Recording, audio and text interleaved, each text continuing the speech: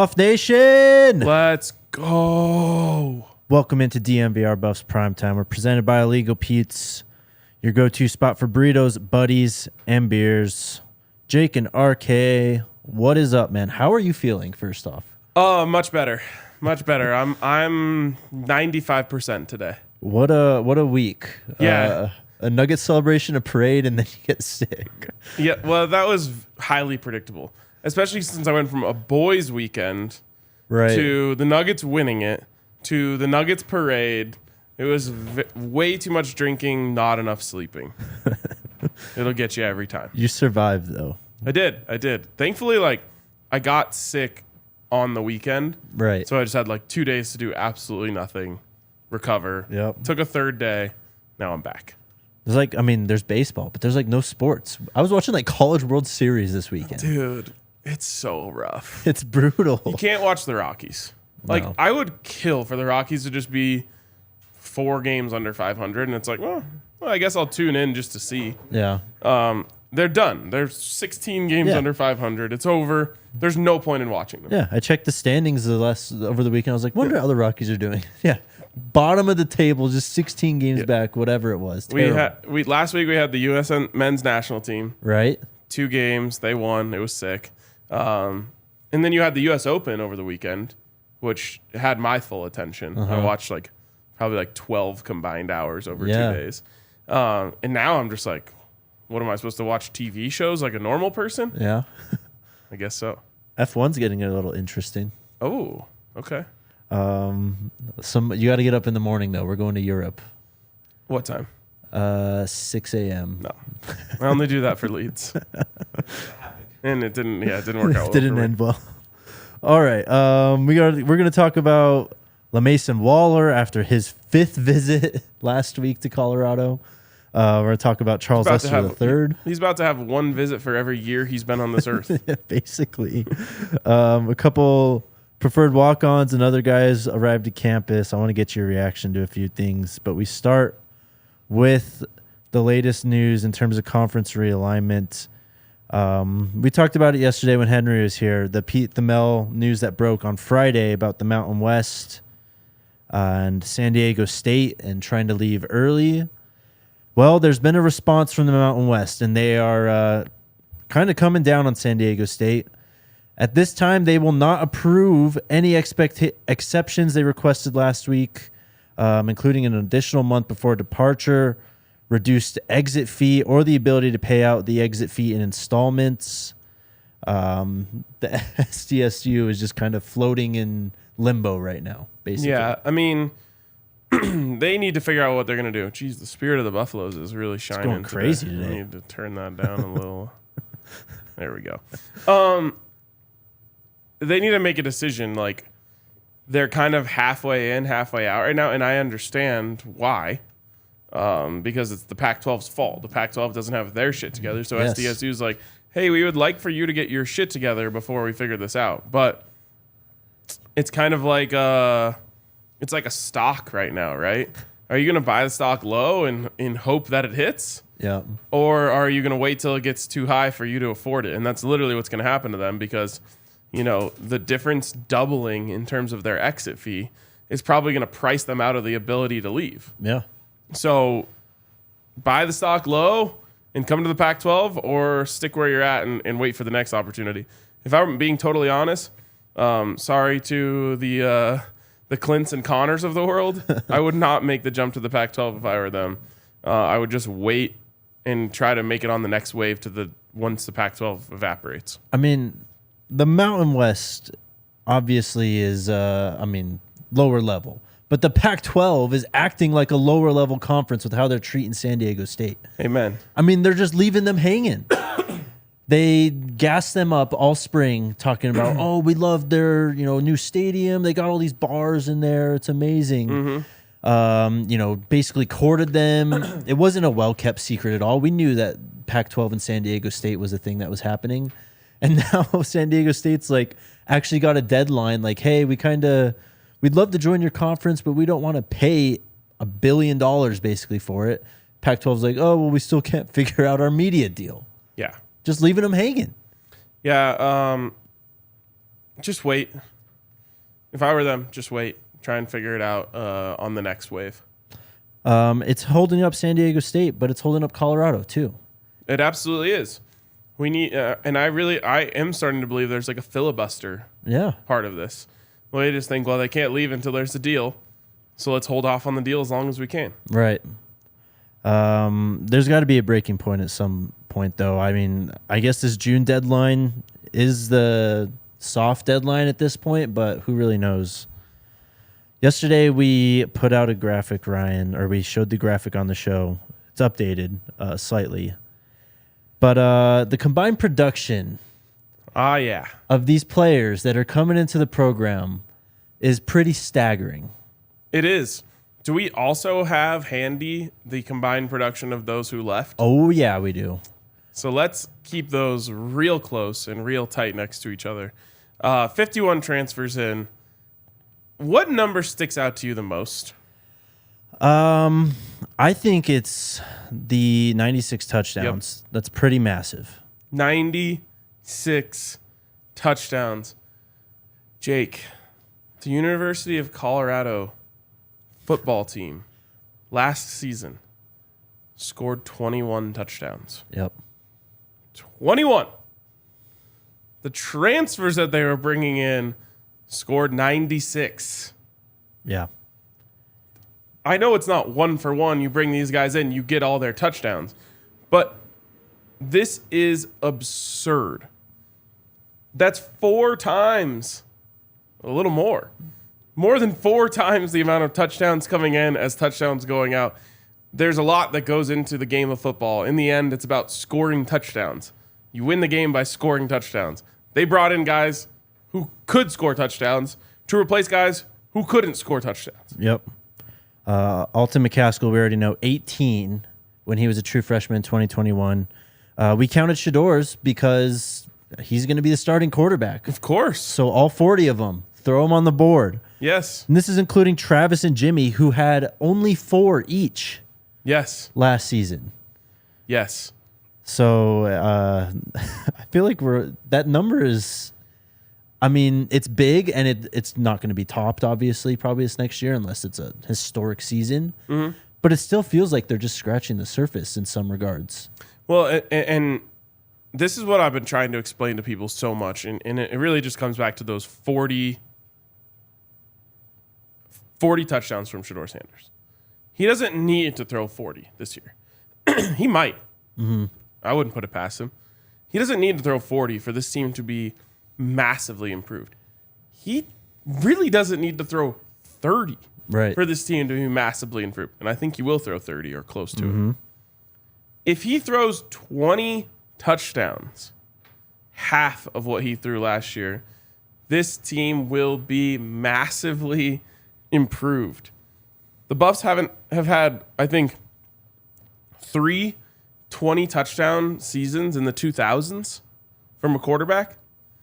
I mean, it would be a historically great season if he throws half as many touchdowns as he did last year. And that's what I keep trying to pound into people's heads is I don't even care about any other transfer.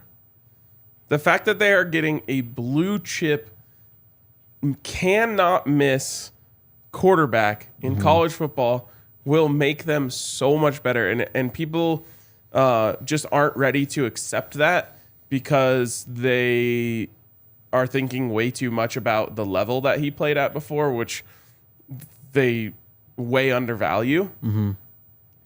But he really is that guy. Yeah. He really is that guy. He has, like 10 out of 10 accuracy for a college football quarterback, 10 out of 10 IQ for a college football quarterback. I wouldn't say 10 out of 10 arm, but maybe an 8 for a college football quarterback. It's plenty fine, yeah. So the upgrade at that position alone, and it's reflected in that 96 touchdown number. It's 40 of them. It's almost half. That is why this team is guaranteed to be better than they were last year. And that's one player. There's 50 more players that they added onto this team that are going to help. Many of them are going to help. Some other things that stood out, if you go back to that graphic, 4 offensive linemen who started every single game last year for the last team they were on. It's Tyler Brown, it's Jack Bailey, Savion Washington, Landon Beebe. I said a lot of these yesterday, but the pass breakups, 27.5. Travis himself, again, he was hurt last year. He had 10, and then Roderick Ward out of Southern Utah, the safety, had 11. Wow. Those 2 players combined for 21. 11 pass breakups in a season is insane.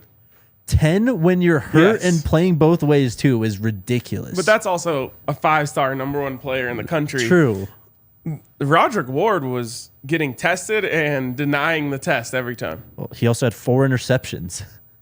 What a ball. And we haven't even talked about him. I know. We need to do a whole show of guys that we haven't talked enough about.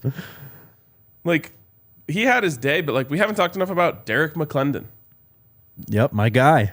Chaz Wallace. Maybe that'll be tomorrow's show. There you go. Just like a reminder, hey, don't forget about this guy because we spend so much time talking about the stars.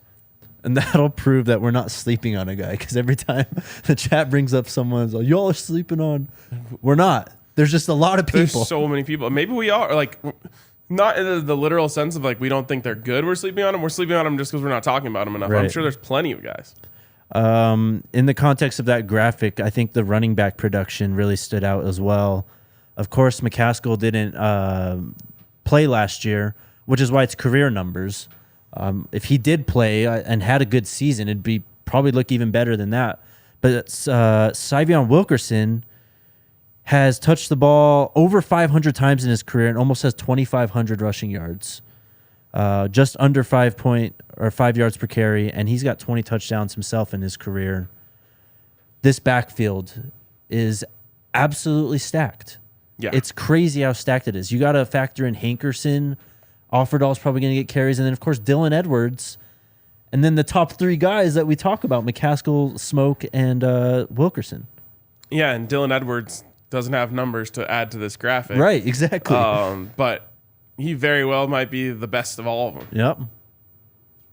It's a beautiful thing. And then I think it was 12 all-conference players last year. 12 all-conference players for the Buffs going back to what year? 2010, I would guess. Yeah. I mean, I don't know. They had a good few in 2016. Is this first team or any team? Any all-conference honors. Okay, I'll put it back to 2016. Yeah. I bet you they surpassed that in that time. Do you want to look at the first graphic in the series? Yeah, let's bring back the OG. So there it is. Look at how small the numbers are. I mean, good. 2 total defensive backs who charted 1 or more passes broken up. 27, right? Yeah, and 27 2 players with 10. PBUs are coming back in. 2 with 10. How do you have a half PBU? That's a good question. All right. I may mess that up. Anyways, 3 interceptions from 12 defensive backs, 11 touchdowns from 11 skill players. Unbelievable. 1 total sack. What are we talking about here? 0 multi-touchdown games. It's crazy. Think of all that Shador is bringing alone. Yeah. And that included quarterbacks. JT Stroud. Yeah. Yes. Insane. People really tried to make us think about that. And I think it's fair to say, Jake, that 0 of those people have rescinded their word. They just don't pay attention. If it's bad, they're on it. If it's good, it's wait and see. Yep. We'll wait and see then. They need to wait and see what the people that left actually do. That is true. And trust me when I tell you I'm wishing them all the best. Of course. But I also watched them play a lot of football. Yeah, we know who they are as players. Yeah. All right. Shout out to Omaha Steaks. It's grilling season. They've got you covered. They have a great deal going on where you can get a bunch of different stuff in one package. You get 4 bacon wrap fillets, 4 boneless chicken breasts, 4 pork chops, 4 jumbo franks. 4 caramel apple tarts, and Omaha steak seasoning, all for $99.99. And you get 8 free Omaha steak burgers included. So you actually have to use the code DNVR Broncos when you go to the website. Yes. So just go to the search bar at the top, use the DNVR Broncos code, and get yourself some Omaha steaks. While you're doing that, make sure you got some Shador's number 2 to go with those pork chops and chicken breasts on the grill. I know a lot of you in the chat have recently bought it. Let me know what you guys think about it. Again, it's our favorite barbecue sauce. It goes really great is on that good. everything. Yes. Literally everything. Go to plbse.com. Use the code ALLCITY at checkout. You'll get 10% off your order. Shador's number 2.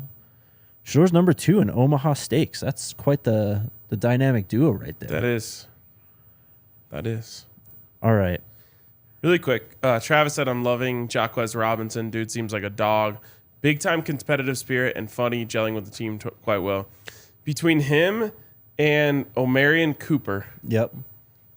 Boy, does that DB room look different. Yeah. I mean, obviously Travis wasn't even in there, but you add Travis, you add those 2 guys, you add some of the other guys that they've brought in here. That looks like a professional defensive backs room. Those are big boys. Yep. Omarion Cooper next to Javon Antonio holds his own. Yeah. It's crazy. Those reps, I mean, we've shown a couple of them on this show, but that's just an all-out war. Well, and I love that people have now, I can't remember who it is, so shout out to you. You know who you are. Shown some of the ones that Omarion Cooper is winning. Yeah. Because, everyone loves to see the offense win. That's right. the highlight most of the time is, long touchdown. Oh, this guy got mossed. Mm-hmm. I love that you get to see him win a few of those reps too. Just a reminder, hey, defense can make plays too. Yes, sir. LaMason Waller, I already mentioned, took his 5th visit to Colorado last week. It was for the 7-on-7 tournament. He competed. Sounded like he did pretty well, too. He spoke about it, though. He said, I love this visit because the coaches actually got to watch me play and run routes. They told me they love what they saw. I came out here to spend some more time with Colorado's coaches, so it was a good experience. I feel like it was one of my best visits up there, just based on the fact I got to work in front of Brett Bartolone. He got to see me play in numerous games. That was pretty cool. He told me that I am extremely smooth, and he loved how I played. I am very fluid, and he just likes how I play receiver.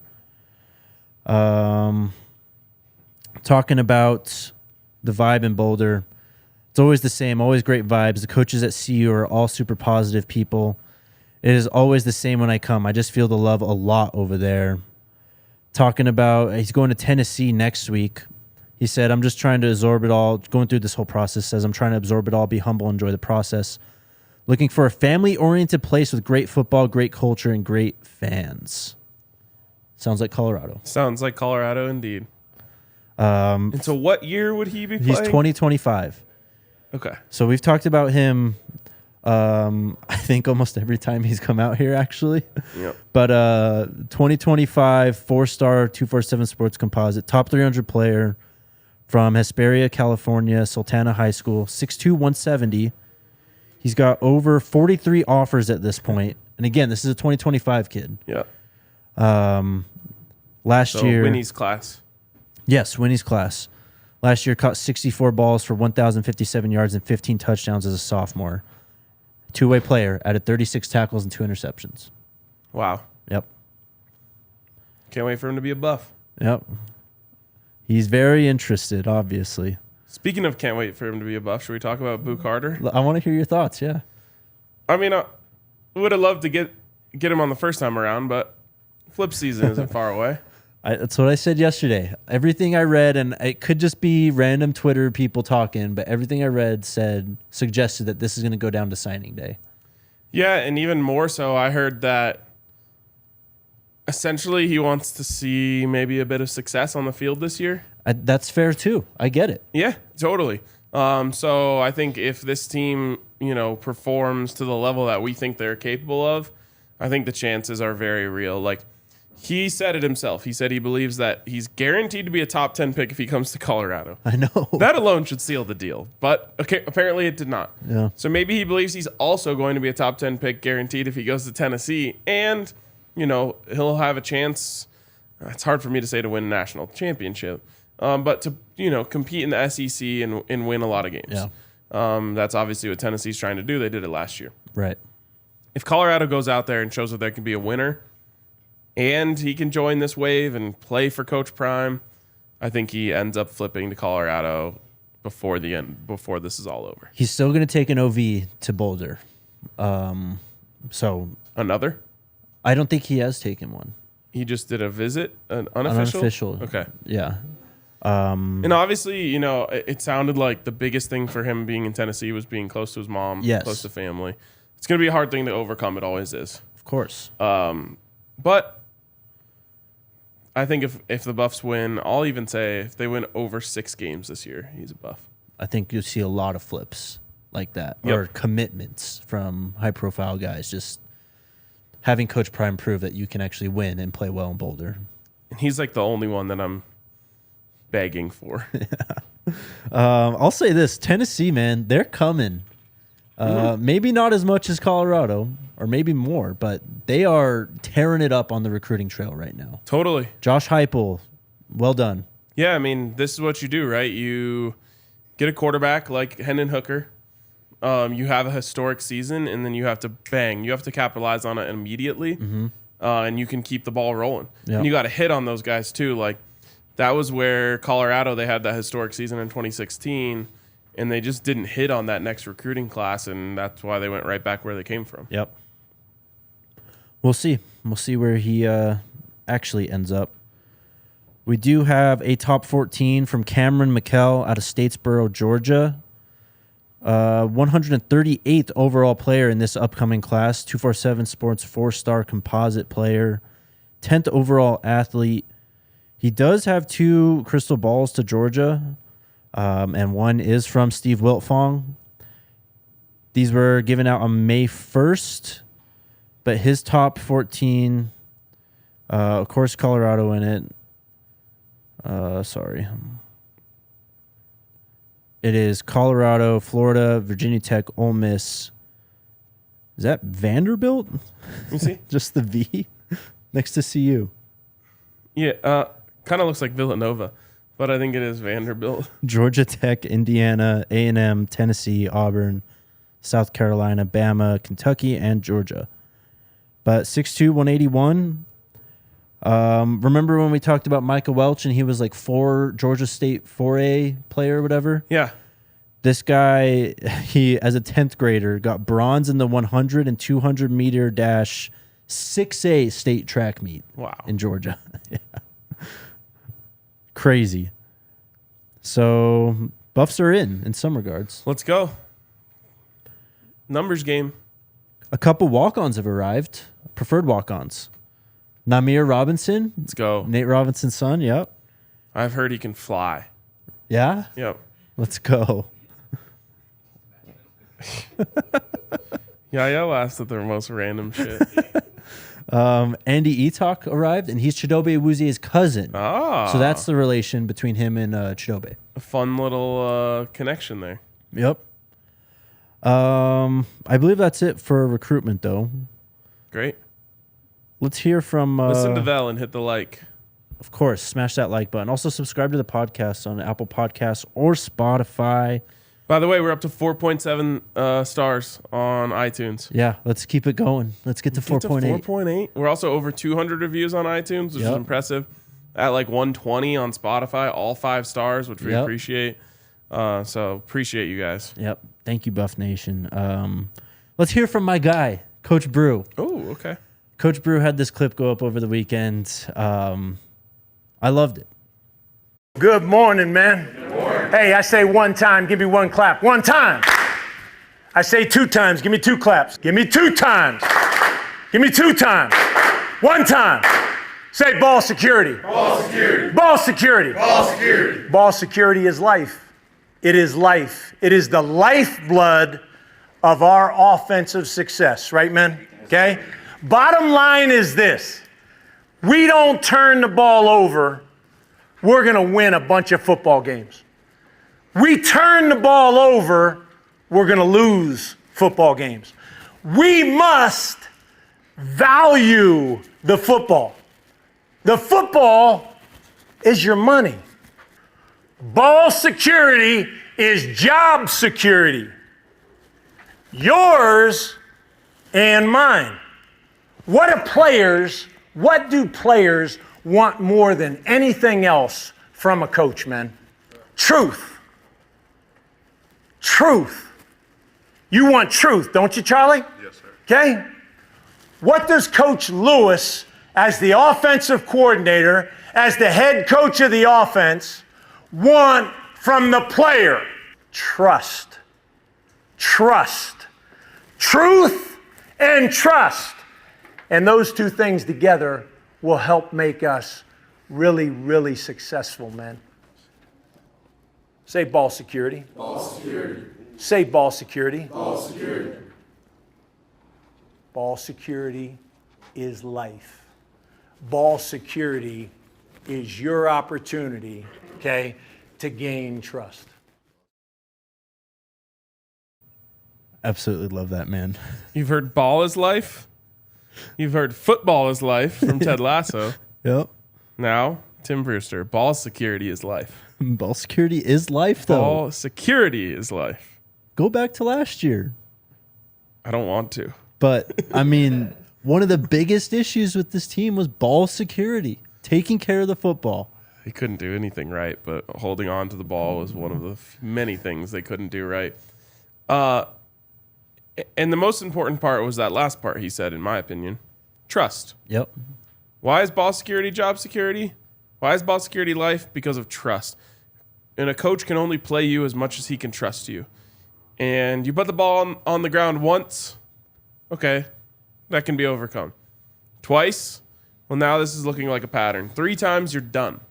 The coach can never trust you again as soon as you put the ball on the ground 3 times, unless you're Eric Bieniemy, because he did it 4 times in one game and still redeemed himself. Or Melvin Gordon's coaches. Oh, God. Anyways, trust is everything. And ball security builds trust. And, I said earlier, football's a simple game and you just have to score more touchdowns. The other thing is you just have to have less turnovers. Yes. Those 2 things, well, forget the touchdowns. If you just turn the ball over less than your opponent, you are going to win the game so much more than you are going to lose the game. It is a tried and true metric for every team ever. You win the turnover battle, you win the football game. It's that simple. And so if you secure the ball and you hold on to that thing, what was Shador's touchdown to interception last year? 40-6? Yeah, 40-6. That includes his rushing touchdowns as well. That's taking care of the football. Yep. That's why you win damn near every game you played in. Yep. I mean, it's the most important part of the game, honestly. And it's at times the most overlooked part of the game, especially like through the player evaluation process. People will see a great player and they'll have issues fumbling the ball. And it's always, no, we can coach that out. We can fix that. That's like detrimental literally to your team's success. Yep. If you have a running back who's so, fumble prone, like they're just a liability. And I love that's how Bill Belichick operates his running back room. Remember, what was his name? Jonas Gray? Yeah. Never heard from him again after he had a 200-yard game, but he fumbled the next week after. Yep. And I think more coaches should do shit like that, honestly. Yeah, I mean, I think guys deserve a second chance. But a third chance is a blessing. Yeah. If you get that, you're lucky. I like I think there's mental things that you can do. Like I like when they make the guy carry the football around all week after he had 2 fumbles or whatever. Like you're gonna learn how to hold on to this thing, no matter what happens. But ball security is also kind of,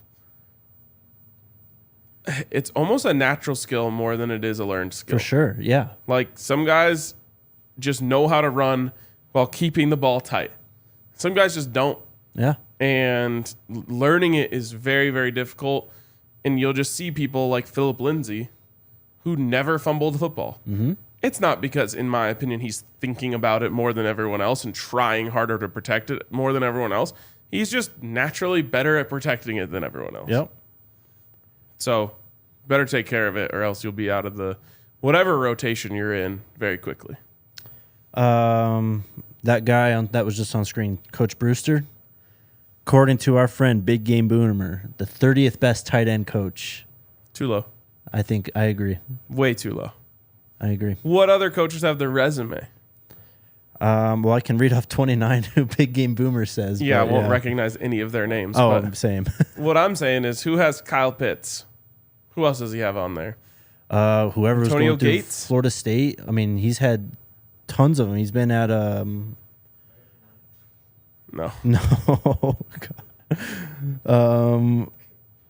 His Where else has he resume been? of the tight ends that he's coached is out of this world. I don't know if anyone else can match it.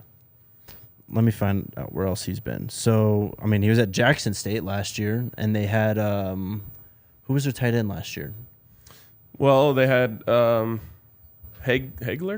Hayden Hagler, right? Yep. So then Florida, 2020 to There was another 2021. big guy. He was at Florida State for 4 years. I think they had oh God, what was his name when they won the national title? I don't remember. He was like a movie star's like grandson or something. Oh, it was Jack Nicklaus, the golfer's Yeah, grandson. that's right. But I don't remember what I can't remember was. his name. He's been around, man, and he played the position. Exactly. That's my guy. All right. Sean says Todd Hartley, number one. Yep, he's number one on this list. That's Georgia's tight end coach. See if we can find a little list of some of the guys that he. So he's got Antonio Gates. Nick O'Leary. Nick That was O'Leary. his name. Good pull. Thank you, Nicholas. Anyways, he's got a great resume. He does.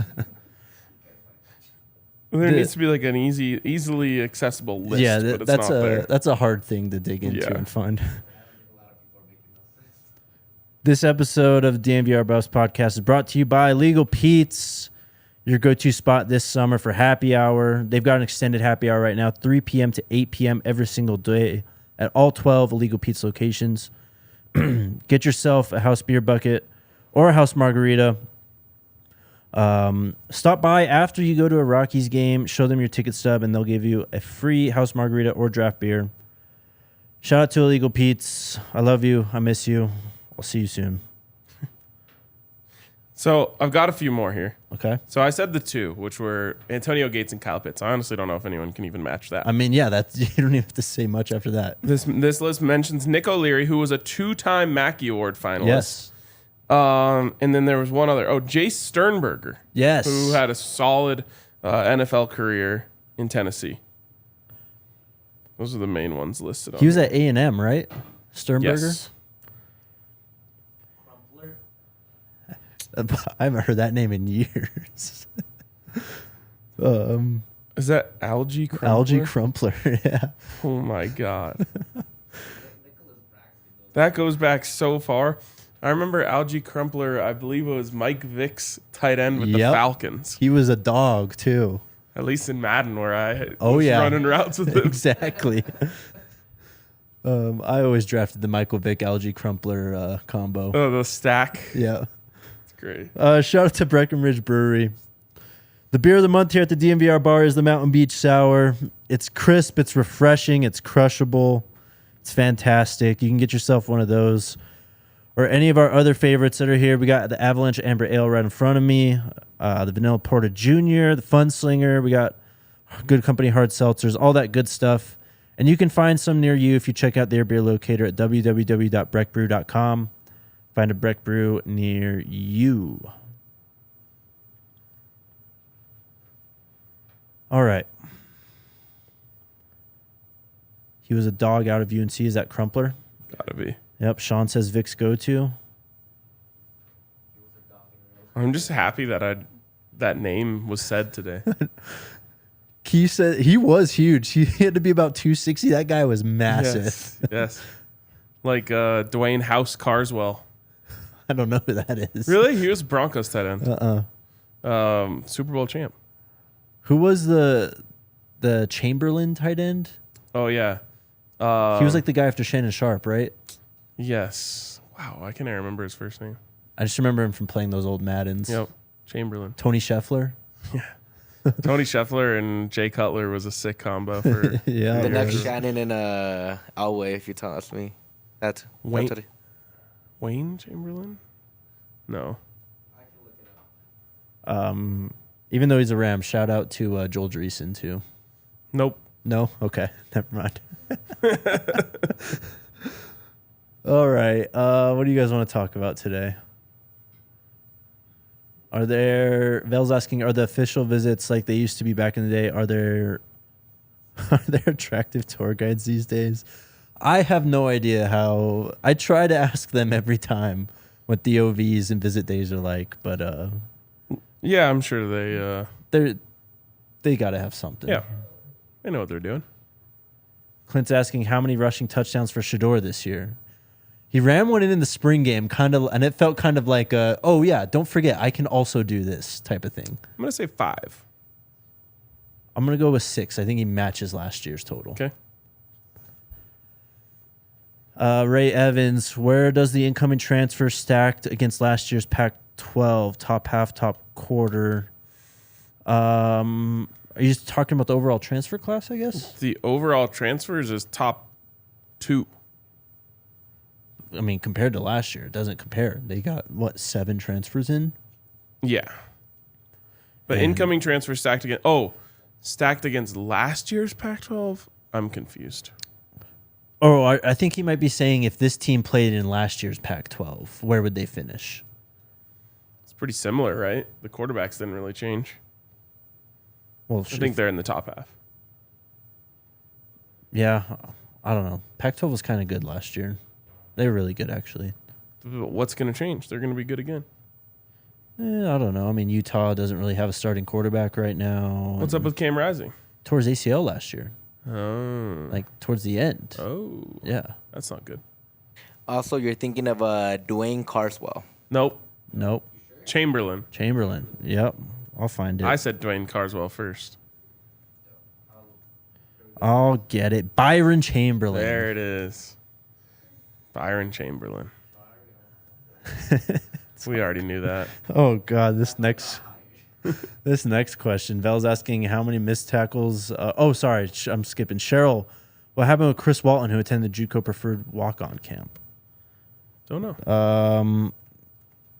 I'll be honest, I don't know much. I wanted to go to the camp, but No media allowed. they didn't let us in, and I don't know very much from this camp. So Chris Walton is a 6'2", 225-pound defensive lineman, though.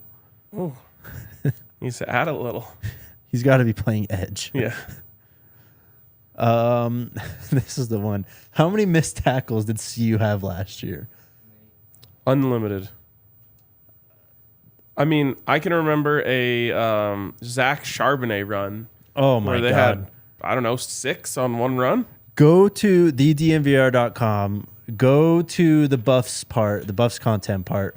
I wrote a film room in October of last year of how they couldn't stop the run. You remember what it was titled? I remember what I wanted to title it, and then you changed it. Is it something along the lines of like why CU can't stop the run? That's what it was called, yeah. So search that. Yeah. You'll see some just awful football. Yeah. There's nothing worse, and I've seen a lot of bad football, so I think I'm an authority on this. There's nothing worse than a team that can't stop the run. Oh, it's agonizing. It's the worst quality your team can have Yeah. as a football fan. I mean, you just get pummeled to the ground every game. And it's so easy for the other team. Yeah. Like, at least make them work for it. Right. Just turning around and handing the ball off and running forward and gashing you for 8 to 10 yards every time is misery. Well, if you watch that, go look at that film room from last year and how bad the coaching was. Guys were just not being put in position straight up. They were playing like a park football defense. Literally just go upfield type of thing. Yeah. Play fast, play hard. That was their defense last year. It was terrible. It wasn't good. Cheryl's asking, did everyone know Carter Stoutmeyer has a new YouTube channel? He has a video out, and he needs some restaurant recommendations. I need to print out the one that I gave to Darius and just hand it out around the locker room next time we go up there. I did see Carter has a YouTube channel, though. I think someone else, Kyrie Mans, or was it Chaz Wallace? One of them, I think, also started a channel. I don't know if it made it into the comments, but apparently Kyrie Mans was saying that New York football players are better than Texas football players. That'll come up. That question will come up. Okay. Alfredi's asking, on a scale of 1 to 10, did the Louis meet your expectations? Update on expected wins this year. Has Travis J established himself as the leader of the DBs? A lot of questions. Scale of 1 to 10, how much did the Louis meet my expectations? For year 1? 10. I mean, yeah, it's 9 Probably or 10. 11. Yeah, like a lot of it was a given. Of course, Shador and Travis we knew were happening. But you can't remove that. Of course. You know, it has to be in there. The big thing for me is the just overall scale of how many guys they brought in. 51 new players. I think I originally said 35 to 40 was the max. So there you go. Would you have liked to see like 1 or 2 stars that they just pulled out of the transfer portal? Yes, but I would say Alton McCaskill is one of those. For sure. But if they got like a Zachary Franklin, Bear Alexander, right, that would probably have just like blown everything apart. Yeah. But I mean, the players that they got are very strong. The overall roster upgrade, I truly don't think people understand. If this is Madden, I legitimately think they went from like a 62 overall roster to like above an 80. Yeah, for sure. Update on expected wins this year. I don't know if we have. I think we're still around 5 or 6 bowl eligibility, right? Yeah, 6 is my spot. Okay. And then Travis J establishing himself as a leader. He's definitely been a vocal leader. He just got cleared not too long ago. I don't know if he's cleared to play football. He's cleared to work out, though. Okay. So we'll see. I do not know if Brendan Gaunt is on campus. Gant. Someone got so upset with me that I mispronounced Sal. I don't even want to say his last name now. Salinesi. Salinesi's last name. They were really upset about it. It's like, bro, I'm sorry. Yeah. Jake hasn't even been on the beat for a year yet. I'm trying. Yeah, exactly. Lot to learn. Are we aware that Justin Sambu is in the transfer portal? He was teammates with Kyrie Mans at Maine.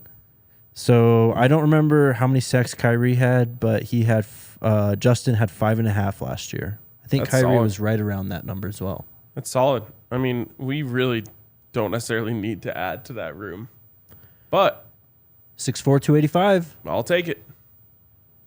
Got Scully's. That's true. We do. We got 3 more now too. Yeah. So yeah, actually, forget what I said. I want him. Get him. Clint's asking, can Prime hold on to his staff after success? Who wouldn't hire him? Who wouldn't hire him or his staff? No one can hang on to their staff after success. No one ever in history. So no. Yeah. I mean, Georgia lost their offense. They had Todd Monken's in the NFL now. It happens every single year at Georgia and Alabama. Yeah. Both coordinators. Garrett Riley. Yeah. Literally no one in history has been able to keep a successful staff together for more than 2 years. Mm-hmm. It just doesn't work. I mean, at any level. Yeah. The whole point of it is these guys get elevated.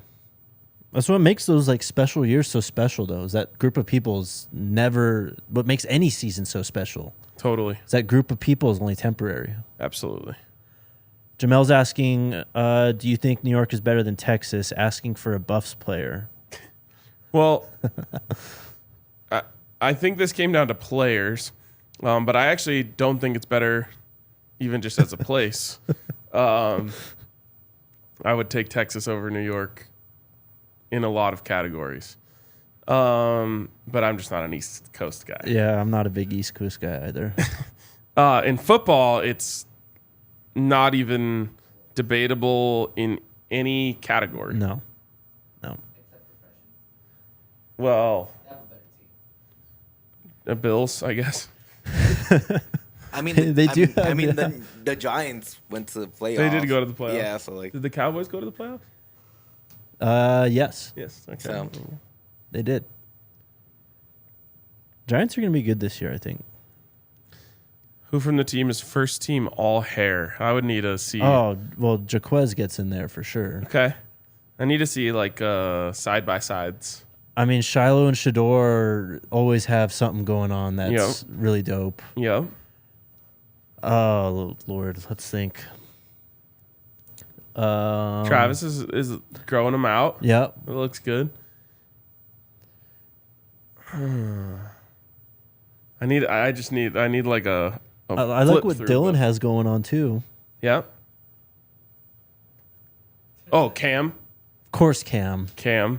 Absolutely. Well, then Travis J, too, with his dreads. Yep. Dreads coming out of the back of the helmet is just like the coolest look. For a DB, too, it's Yes, just like, yes. 10 out of 10. A lot of the guys are bringing it. Yep. G-Bad is asking who's going to be the first sack on defense. It's probably like, what, minus 150 for Jordan Dominic? Maybe even more? I'm going to take Cam. Yeah? A little safety blitz. Off the edge, huh? Yep. Interesting. Let me go with Demoy Kennedy. There you go.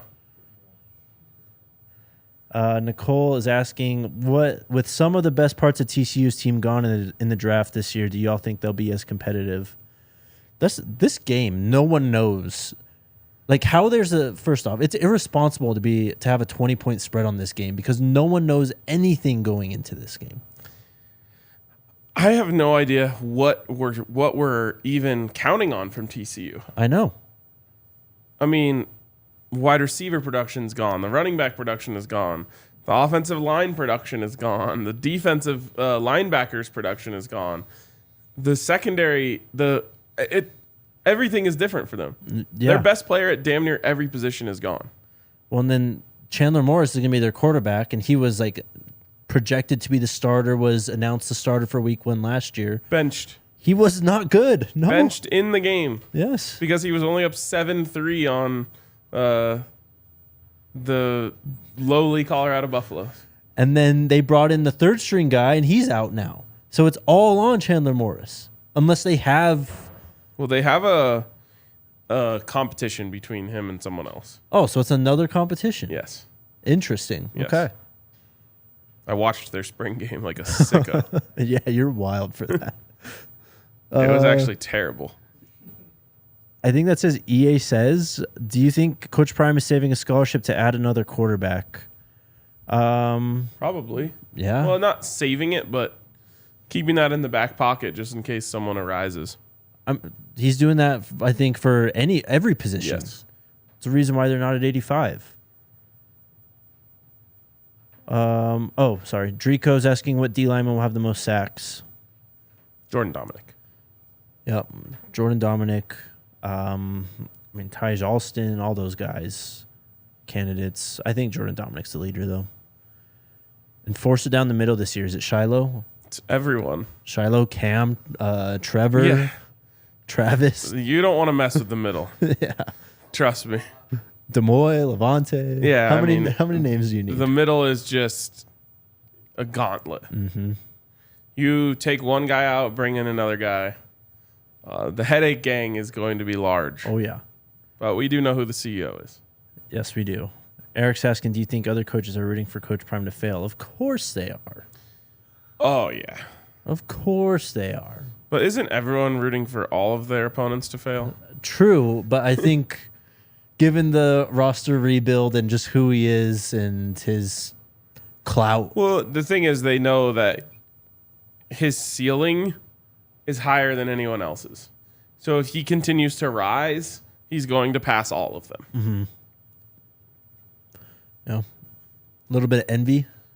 I mean, how many first ballot Hall of Famers have ever been a coach in their sport? Especially in the college ranks. Yeah. Because, you have like guys who have been like coaches. I mean, thinking of like Jason Kidd, Wayne Gretzky was a coach. Right. But those are all at the pro level. At the college level, how many first ballot Hall of Famers have become coaches at the college level? I mean, not a first ballot Hall of Famer, but Penny Hardaway's a coach right now, isn't he? Yep. And he's made some noise. Yep. But yeah, it's a rare thing that everyone around knows. All right, well, he can pass everyone. Right. his stardom, his brand, his everything, there's a higher chance that he could become the best recruiter in the country and get the best class every year than anyone else. Right.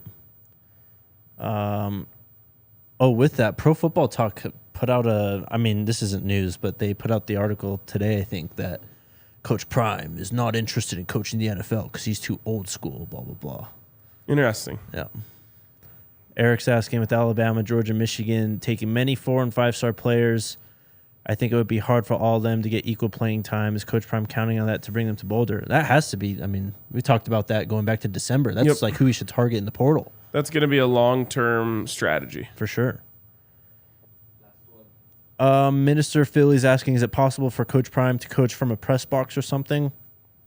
It's possible. I don't think he'd do it, though. Again, he says he's too old school. He wants to be there. Yeah, and I assume this is related to his foot. Right. He'll find a solution. He will. And hopefully, he doesn't have to go to any crazy lengths. Yeah, for hopefully sure. he can, stick it out with what he has right now. Yep. Also, right. someone in the comments said Ben Finiseth has a better chance to play than Trevor Woods, which is maybe the worst comment I've ever seen. Oh, man. All right. Anything else?